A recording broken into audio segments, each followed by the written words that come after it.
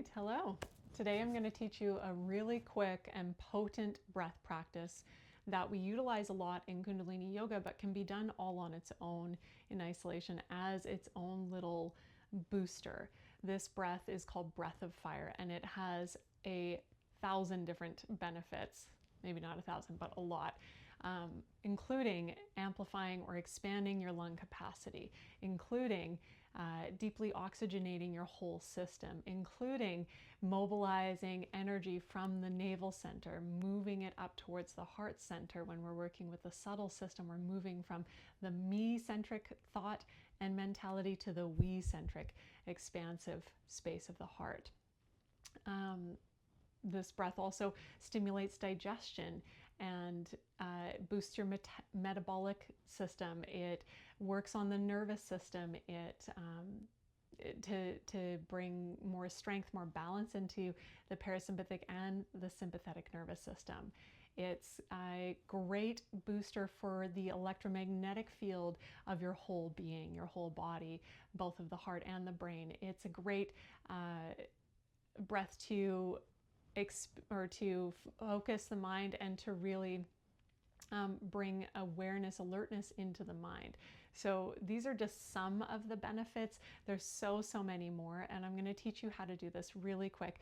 And even if you have just 3 minutes a day for your practice, this breath and maybe a little bit of movement is what I would recommend as one of the best practices to do. So we're going to start just with one hand on the low belly, and we want to start to feel the breath moving into the low belly. And when I say low belly, I mean the area below the navel. I like to kind of spread thumb around the navel and pinky finger around the pubic crease, and this is the area that I call the pot of the belly, and that we want to start to feel the breath moving in. So as you inhale, the breath expands into the pot of the belly, and the belly expands into the hand. And as you exhale, the hand, the belly pull back towards the spine. And at the bottom of that out breath, or even at the kind of end of your exhale, wherever that is for you, you might even feel this gentle lift, pelvic floor hugging in and up, navel hugging in and up. And then again, inhale, expanding, belly into hand, breath into belly. Exhale, contracting. Now I'm emphasizing this a lot more here, but we don't want to have it be a movement of the spine. It's just a relaxation and a contraction of the abdominal wall, and particularly that lower abdominal wall. Now this is the foundation of that breath. And for some of us, we've been trained out of this for so long, for so many reasons in our life. Every baby is born breathing in their belly in this way. And then as we grow up, we're told, hold tight, tense, and we forget to mobilize the belly. So for some of us, this is going to feel really unfamiliar, really strange, and it might take a little bit of time to get the hang of that already. And if that's you, if that's where you're at today, no problem. You don't have to worry about going any further today. Just start to get familiarized with that movement of the breath in the belly. And now there's a couple contraindications with this breath. If you're on your moon cycle, your menstrual cycle, we want to maintain this downward flow of energy at that time. And so this breath actually brings an upward flow of energy, and so we don't want to utilize the full breath technique. So if you're on your menstrual cycle, staying with this long, deep breath here. Full expansive inhale on the belly, contractive on the exhale. And then likewise, if you're pregnant, same thing. We want to stay with this long, deep breath, filling the belly with the inhales, softening with the exhales, not a firm contraction on those exhales if you're pregnant. And third contraindication is if you have any heart conditions where you're avoiding high blood pressure, then again, we're going to stay with this long, deep version of this breath. So allowing for the breath to fully expand and fully empty out in the belly, feeling the movement of the breath in the belly, still is going to bring wonderful benefits, still is going to work on the nervous system, still is going to work on your digestive system, still is going to do so many of those benefits that I already spoke to.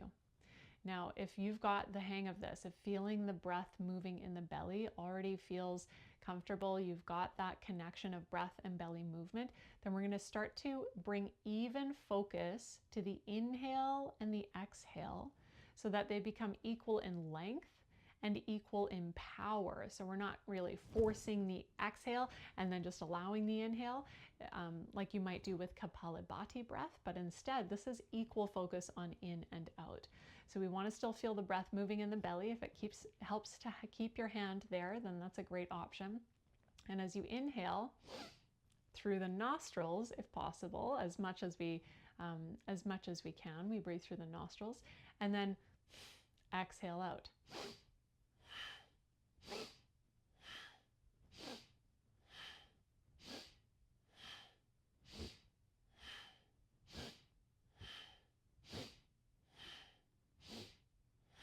So again, this might feel a little strange, a little unfamiliar for some of you. And if that's the case, this is a great place to work, or again, slow it back down to that long, deep breath version. And you can stay with that rhythm, that pace, as long as you like, or find a rhythm and pace that works and serves you. But if all of that felt comfortable, you've got that connection, we're going to work it a little bit faster now into a traditional breath of fire rhythm. And when we work with this rhythm, it's less of a forced expansion of the belly and forced contraction, and more of a fluttering. So you'll see when we get into it, you can watch my belly here and see the belly moving with the breath. Again, equal length, equal power in and out, and just a quicker rhythm with this traditional breath of fire.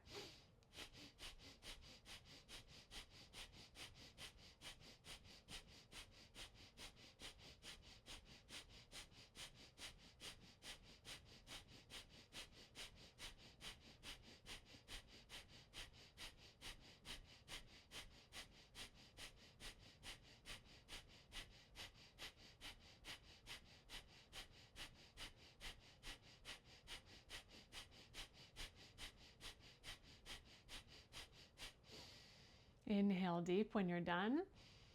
Fill yourself up and see if you can lift up on the musculature around the base of the spine. The pelvic floor, the anus, the rectum, everything squeezes in and up, engaging what we call Mula Bandha, this energetic lock. Hold that breath in, hold the lock in.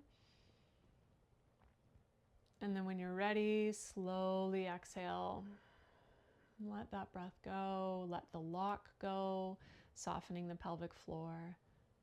And just come back to a natural breath and notice what you feel in this moment, what comes up for you. There might be sensations of tingling, warming, cooling, expansion, softening. There might be lots of different feelings. If you do feel lightheaded, again, when you're starting to practice that breath, then slow it down. Come back to one of those longer, deeper breath versions that we worked before, so that your body can start to adapt to this new rhythm of breath. Right, so that is our breath of fire. Now, like I said, you can do this all on its own in isolation. 3 minutes is a really powerful practice. 3 minutes a day of breath of fire. And I'm going to add in one other option for you here. Arms extend straight out to 60 degrees. Thumbs point up and fingertips touch down to the pads of the fingers. So we're stretching the palms wide. Arms are straight and strong. Now this posture with that breath practice is traditionally called ego eradicator, or also sometimes called aura booster. Now you can see why that would be the case, because we're really expanding the pranic field. We're mobilizing the prana within the body and expanding the pranic field up and out through the arms. So let's try it again one more time here in this posture. Eyes closed down, gaze turns up as if you're looking to the space between the eyebrows. And again, we bring back that breath of fire.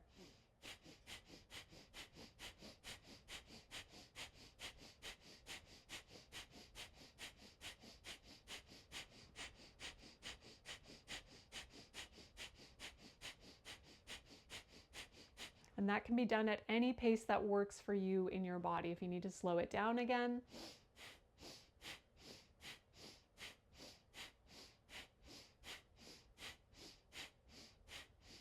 Or go with that long, deep breathing.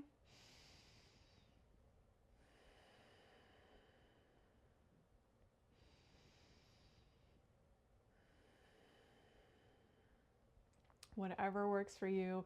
With the arms extended, going to bring a little bit more benefit in, actually a lot more benefit in, but we're still going to get huge amounts of benefit by working with that breath. So that's our Breath of Fire tutorial today.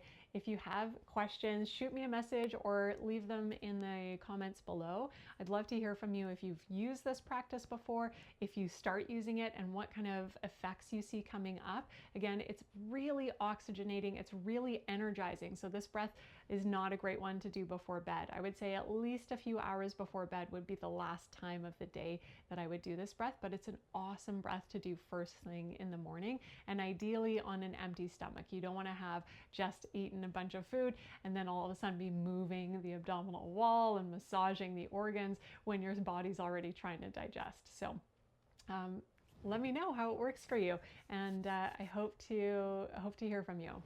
Thank you so much.